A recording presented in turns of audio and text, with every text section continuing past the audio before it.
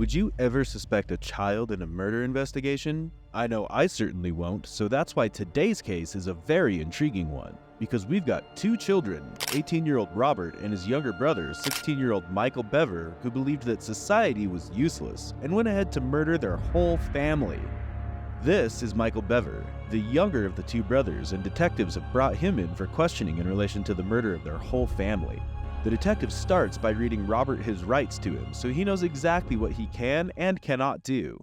And so I'm going to read them to you, but I want to sit here where you can see the paper, because what I'm going to do is I'm going to read 1 through 5 right here.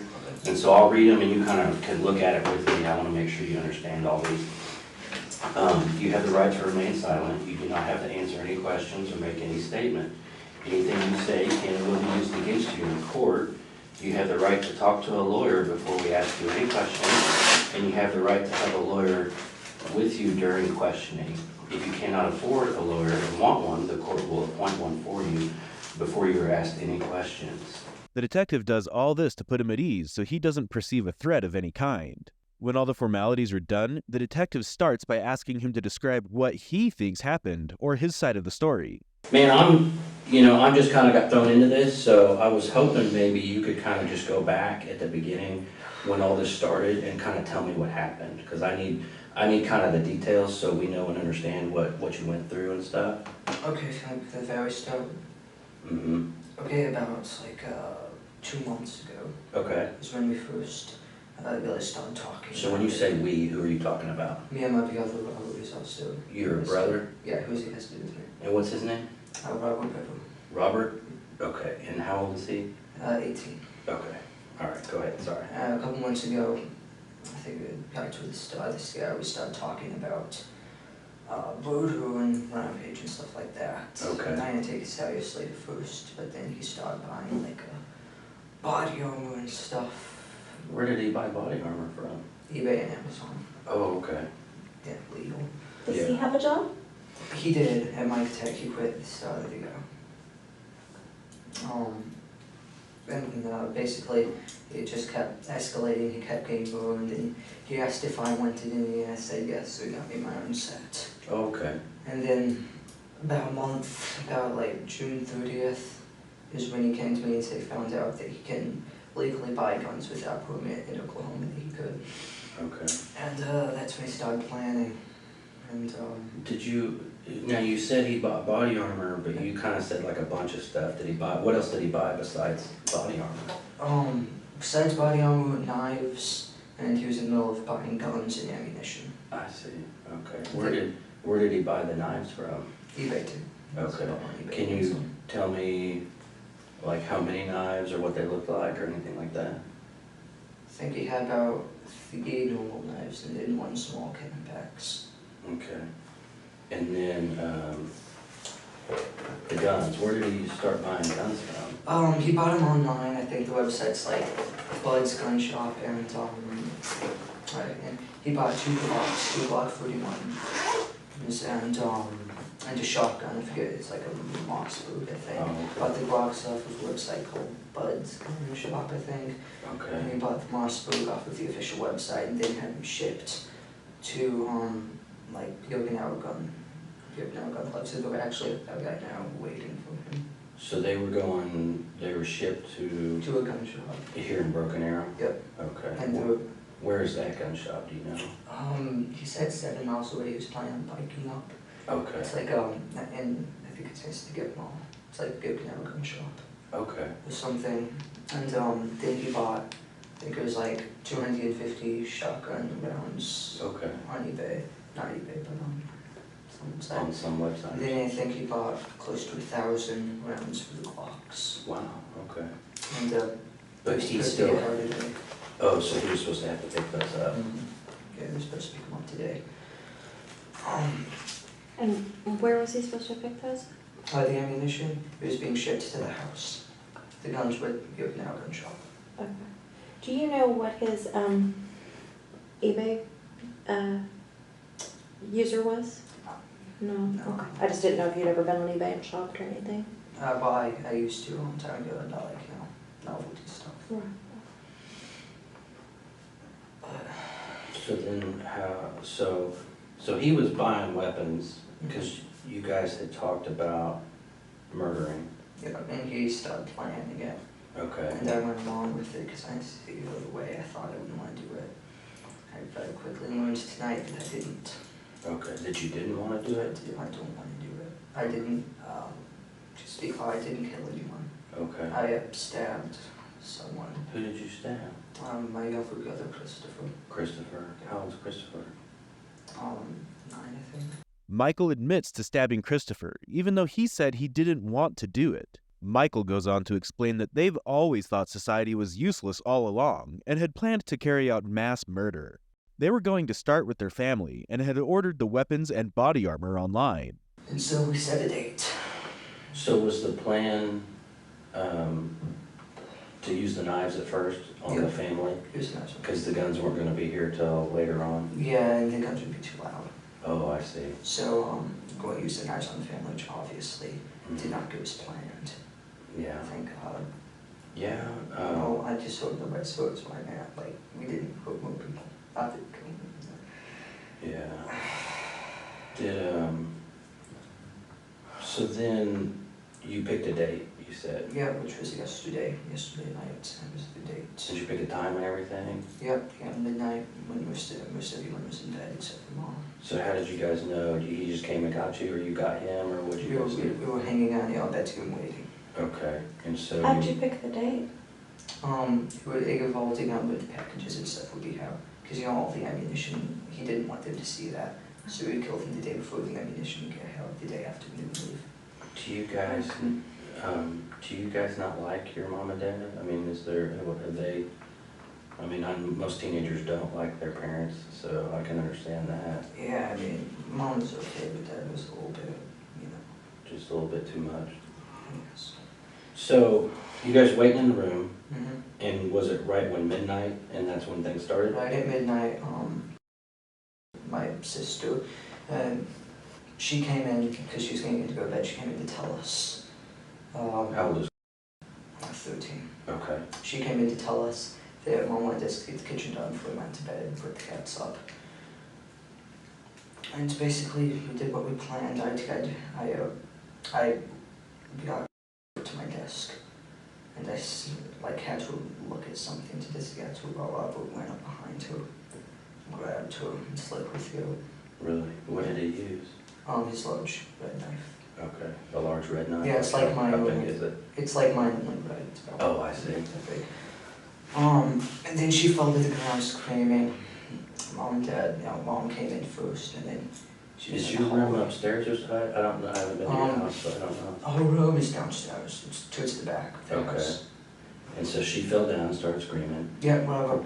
Kept stabbing her. I kind of freaked out because, Mm-hmm. I wasn't planning on Were you this. saying anything, or, I mean? I just stood there. Okay. And then Mom came in yelling, call the police. And then he went over and stabbed her. Then he stabbed her? Yeah, he probably was stabbing her, pushed her, further down the hallway, and got up and ran.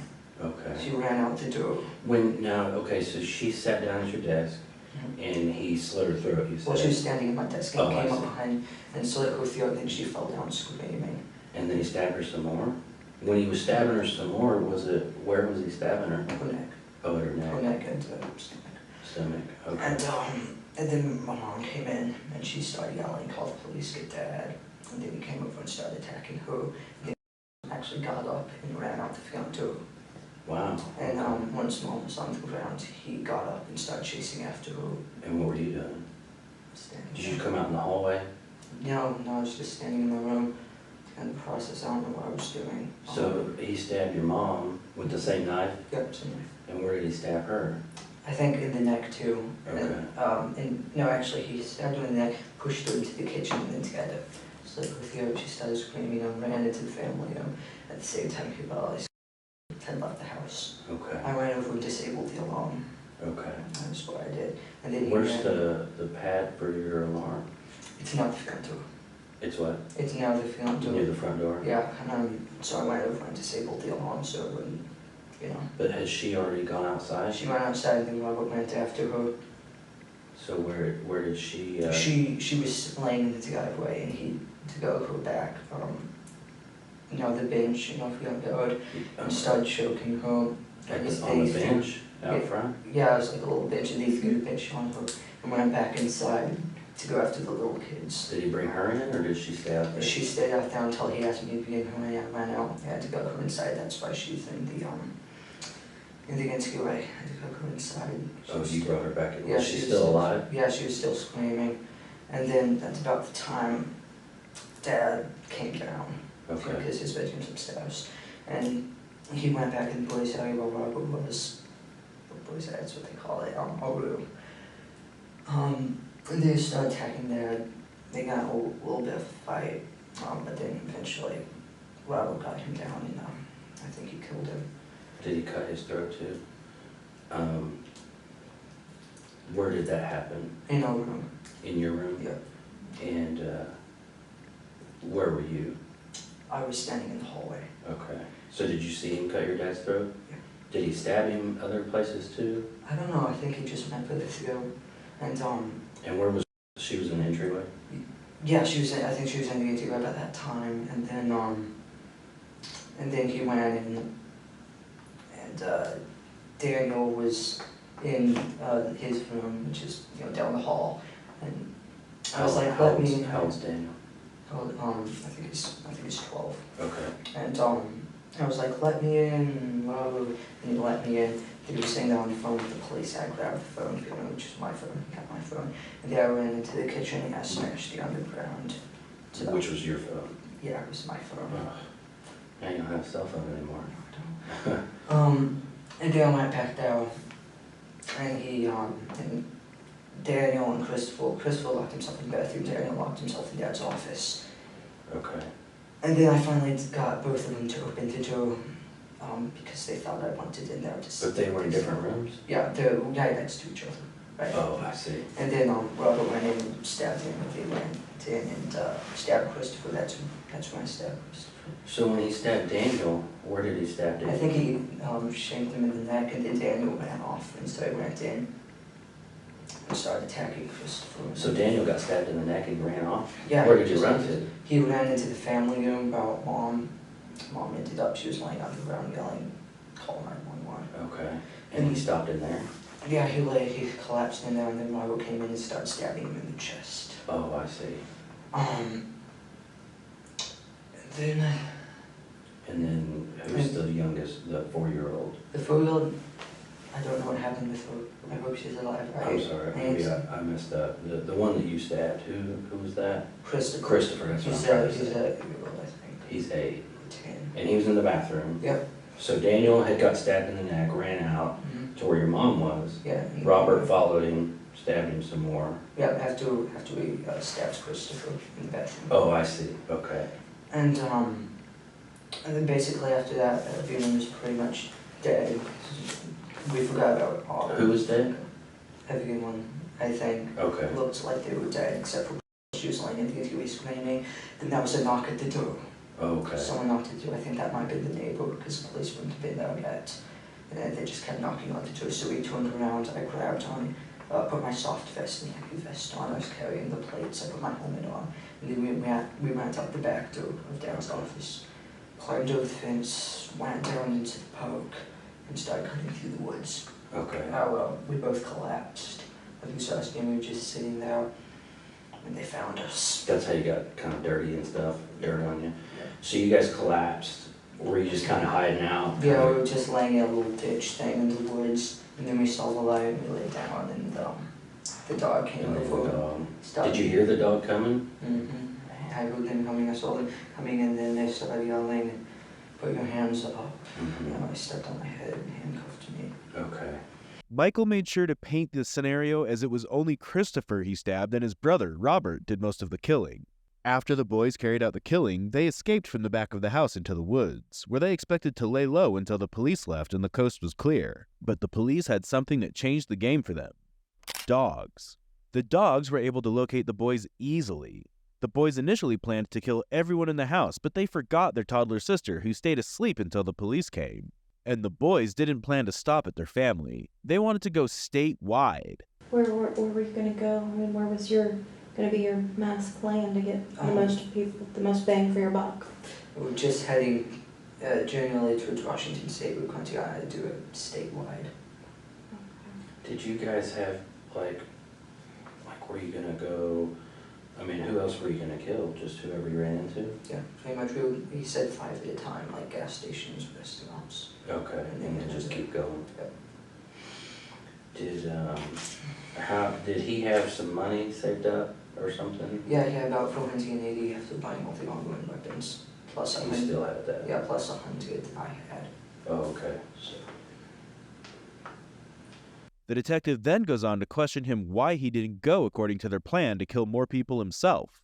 Yeah, you don't. But here's what's getting me is like, it's crazy because you guys worked together and made all these plans and, you know, had it all figured out, and then when it happens, you're just kind of standing there not doing anything. And did you decide, like, Robert's gonna kill everybody and I'm gonna stand here and do nothing, so I better, I mean, did you, is yeah, that? I think that was my plan. I didn't want to kill anyone, well, who didn't want, I couldn't do it, so I was going to let him, like, kill everyone. Yeah, but you stabbed somebody in the neck. No, I mean, I just kind of, well, what I'm saying is it's not Robert's the one that should get all the credit here. I mean,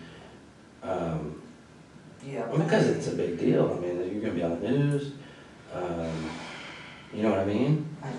Michael keeps trying to wiggle his way out, but it's not working. Finally, the detective says Michael has been really cooperative throughout the interview, but he just had one little issue. So here's a problem that we might have, and I don't want it to be an issue for you because you've been really cooperative. You know, we're gonna talk to Robert too. So he's gonna give us his version of the story, and, you know, sometimes they're gonna be different. So, is there anything that you kind of didn't quite tell me right, or you changed a little bit, and now that you understand that Robert's gonna tell me everything? But Michael sticks to the fact that he's been telling the truth all along. At this point, the detectives go outside to get a recap from those interviewing Michael's brother, Robert, and it turns out Michael was not being honest. I was right. The guys that are interviewing Robert kind of gave me a quick version of what he's saying that you did, and you haven't told me everything, okay?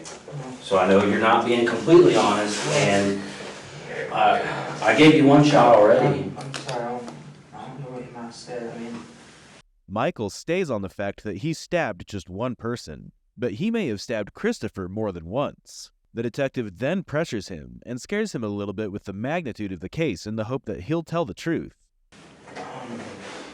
Well, you stabbed more than one person. So who else did you stab?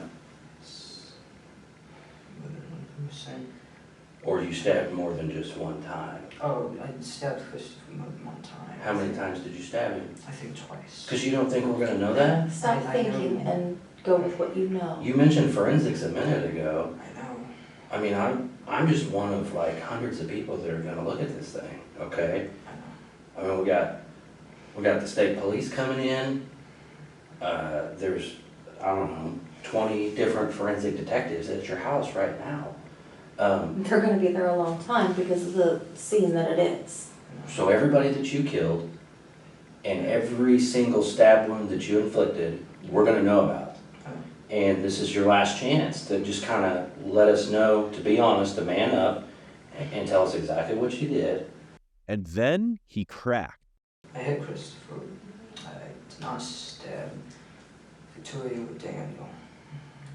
You did not stab Victoria. I tried to stab Mom. You stabbed them all. When she was walking away, I tried to go for a neck, but, you know, Is that when you cut yourself, you think? yeah, I think right after that. Where did you stab her? I tried to go from behind the cargo, but Did you cut her? I think so, yeah. This doesn't seem like something you have to think about. I know you're still kind of dealing with it. And I wasn't there, I wasn't the one doing it, but you don't have to think about it. You know what you did. So you cut her neck, you stabbed Christopher in the neck. How many times did you stab Christopher? 2 or 3, I think. And who else did you stab? Besides Mom. Because here's the thing, everybody's been stabbed. and you both had knives, and we know you both stabbed everybody. So you guys are kind of at the same level, and so now it's who's going to be honest and make this right, and who's a liar, okay? Which one do you want to be? I'm not allowed. Okay, so you're a man of your word? Yes. Okay. Do you want to make this right and do the right thing at this point in time? Yes. Okay. What else are Okay. you missing? You want to start over then? From like, You tell us where you need to start. he stabbed. I didn't stab. I was stabbed to a window. So the detective asks him one more time just to be sure. Did you, now, because you said this yourself, you told Robert you killed 3. Yep. And so now we're stuck at the point where you've told us you stabbed Christopher and your mother. Is there one more person that you stabbed and you didn't mention earlier? No. Okay. I can stick to my one that I ain't stabbed anybody else, but this one nothing. So it turns out Michael lied to the detectives all along, but he later came out clean. The police apprehended both boys after they committed the crime where they were hiding in the bush. Robert complied right away, but Michael hesitated. That was when the officers unleashed the dog that immediately latched onto Michael's shoulder, forcing him to run from the bushes. The arrest photos vividly capture Michael with a torn shirt and bite marks on his shoulder. Surprisingly, Michael wears a vacant expression, as if he remains indifferent to the crime he had just committed, the murder of his own family. On the contrary, Robert looks quite happy, like someone who's just aced a challenging test. As the police prepared to transport them in separate patrol cars, Robert looked over at Michael and said, "It's been a pleasure. I'm proud of what I've done." Thank you very much for watching. So if you enjoyed this video, please give it a thumbs up and leave a comment. Don't forget to subscribe to the channel so you don't miss our exciting uploads. We'll see you in the next one.